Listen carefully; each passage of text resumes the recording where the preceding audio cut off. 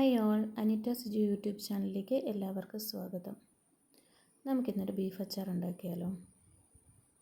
ആദ്യം തന്നെ ബീഫിലെ ഈ വൈറ്റ് പോർഷൻസൊക്കെ ഒന്ന് കട്ട് ചെയ്ത് മാറ്റി അച്ചാറിന് വേണ്ടുന്ന പരുവത്തിലൊന്ന് കട്ട് ചെയ്തെടുക്കാം. അതിനുശേഷം വൃത്തിയായിട്ടൊന്ന് കഴുകി അതിൻ്റെ വെള്ളമെല്ലാം ഒന്ന് വാർന്ന് കളയണം. അതിനുശേഷം നമുക്ക് ഇതൊന്ന് പ്രഷർ കുക്ക് ചെയ്തെടുക്കേണ്ടതുണ്ട്. ഇതിപ്പോൾ 3 കിലോ ബീഫാണുള്ളത്. അതിലേക്ക് ആവശ്യമായ മസാലകൾ ഒന്ന് ചേർത്ത് കൊടുക്കാം. 3 കിലോ ബീഫിനുള്ളതാണ് ഞാൻ ഇവിടെ ചേർക്കുന്നത് കൊണ്ട് നിങ്ങൾക്ക് കൂടുതലായിട്ട് തോന്നും. ഞാൻ 1 കിലോയ്ക്ക് വേണ്ടുന്ന അളവുകൾ കമൻറ്റ് ബോക്സിൽ ഒരു ഫസ്റ്റ് മെസ്സേജായിട്ട് ചേർത്തേക്കാം. ആദ്യം തന്നെ കാശ്മീരി മുളക് പൊടി, മഞ്ഞൾപ്പൊടി,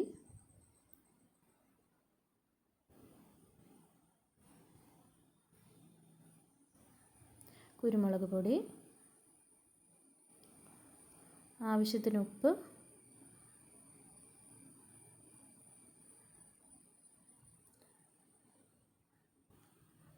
കറിവേപ്പില കൂടി ചേർത്ത് നന്നായിട്ട് മിക്സ് ചെയ്തതിന് ശേഷം നമുക്കിത് കുക്കറിലേക്ക് മാറ്റാം. കുക്കറിൽ ഒരു 3 വിസിൽ കേട്ടാൽ മതിയാവും. 3 വിസിലിന് ശേഷം ബാക്കിയുള്ള വേവ് നമുക്കല്ലാതെ തന്നെ വേറെ പാത്രത്തിലേക്ക് മാറ്റി ചെയ്യേണ്ടതുണ്ട്. ഇതായിപ്പോൾ ബീഫ് നന്നായിട്ട് അത്യാവശ്യം വെന്തിട്ടുണ്ട്, എന്നാൽ നന്നായിട്ട് വെള്ളം ഊറി വന്നിട്ടുണ്ട്.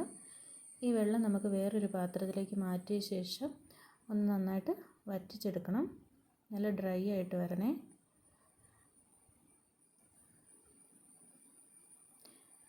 ഇപ്പോൾ എന്തേ നോക്കിക്കേ, നന്നായിട്ട് ഡ്രൈ ആയി വന്നിട്ടുണ്ട്. ഇനി നമുക്ക് അച്ചാറിടാനായിട്ട് തുടങ്ങാം. അതിന് വേണ്ടുന്ന കാര്യങ്ങൾ: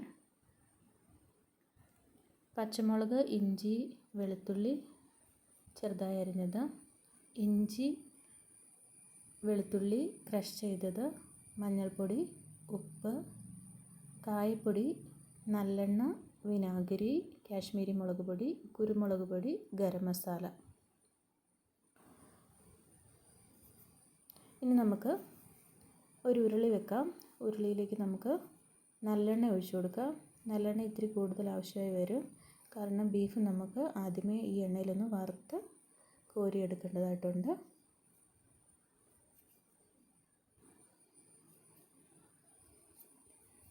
നമുക്ക് ചെറിയ ചെറിയ പോർഷൻസായിട്ട് ബീഫ് ഇതിലേക്ക് ചേർത്ത് കൊടുത്ത് വറുത്ത് കോരിയെടുക്കാം.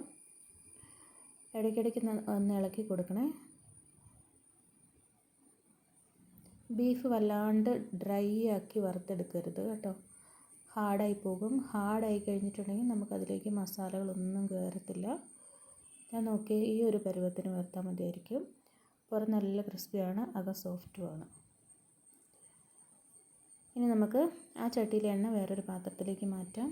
എന്നിട്ട് കുറച്ച് നല്ലെണ്ണ ഒഴിച്ചതിന് ശേഷം ഇഞ്ചി, പച്ചമുളക്, വെളുത്തുള്ളി, കറിവേപ്പില ഇതെല്ലാം ഒന്ന് വറുത്ത് നമുക്ക് ആ വറുത്ത് വെച്ചിരിക്കുന്ന ബീഫിലേക്ക് തന്നെ ചേർത്ത് കൊടുക്കാം.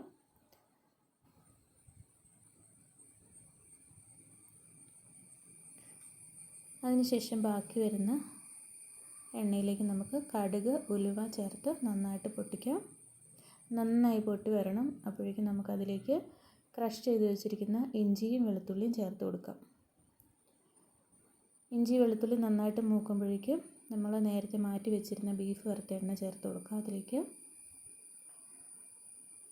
ആ എണ്ണയും കൂടി ചേർത്ത് നന്നായി ഒന്ന് ചൂടായി വരുമ്പോൾ അതിലേക്ക് പൊടികളായിട്ടുള്ള മുളക് പൊടി, ഗരം മസാല, കുരുമുളക് പൊടി, മഞ്ഞൾപ്പൊടി, കായപ്പൊടി ഇതെല്ലാം ചേർത്ത് നന്നായിട്ടൊന്ന് മൂപ്പിച്ചെടുക്കണം. പൊടികൾ ഇടുന്നതിന് മുന്നേ തന്നെ ഒന്നെങ്കിൽ ഗ്യാസിൻ്റെ ഫ്ലെയിം ഒന്ന് സിമ്മിലേക്ക് മാറ്റുക. അതല്ലാന്നുണ്ടെങ്കിൽ നമുക്കത് ഒരു മിനിറ്റത്തേക്ക് ഒന്ന് ഓഫാക്കിയാലും മതി. പൊടികൾ ചേർത്ത് കൊടുക്കുക. നല്ലതുപോലെ അത് ഒന്ന് അതിൻ്റെ പച്ചമണമൊക്കെ ഒന്ന് മാറണമേ. നന്നായിട്ട് നല്ലപോലെ മൂപ്പിച്ചെടുക്കുക. ഇപ്പം നോക്കി നന്നായിട്ട് പതഞ്ഞ് വരുന്നില്ലേ, അത് പേടിക്കാനൊന്നുമില്ല. നമ്മൾ ആ നേരത്തെ ബീഫ് വറുത്ത എണ്ണ ഇതിലേക്ക് ചേർത്തായിരുന്നല്ലോ, അതുകൊണ്ടാണ് ഇതിങ്ങനെ നല്ലെണ്ണയും കൂടെ അല്ലേ, അതുകൊണ്ടാണ് ഇങ്ങനെ പതഞ്ഞ് വരുന്നത്. അത് പിന്നീട് ശരിയായിക്കോളും, കുഴപ്പമൊന്നുമില്ല. ഇതിലേക്ക് ഇനി ആവശ്യത്തിനുള്ള വിനാഗിരി ചേർത്ത് കൊടുക്കുക. ആവശ്യത്തിനുള്ള വിനാഗിരി ചേർക്കുക, നന്നായിട്ട് ഇളക്കുക. അതിനുശേഷം ആവശ്യത്തിനുള്ള ഉപ്പ് കൂടി ചേർത്ത് കൊടുക്കുക. ബീഫിൽ നമ്മൾ നേരത്തെ ഉപ്പിട്ടാണ് വേവിച്ചിരിക്കുന്നത്. അപ്പോൾ ഈ അരപ്പിനുള്ള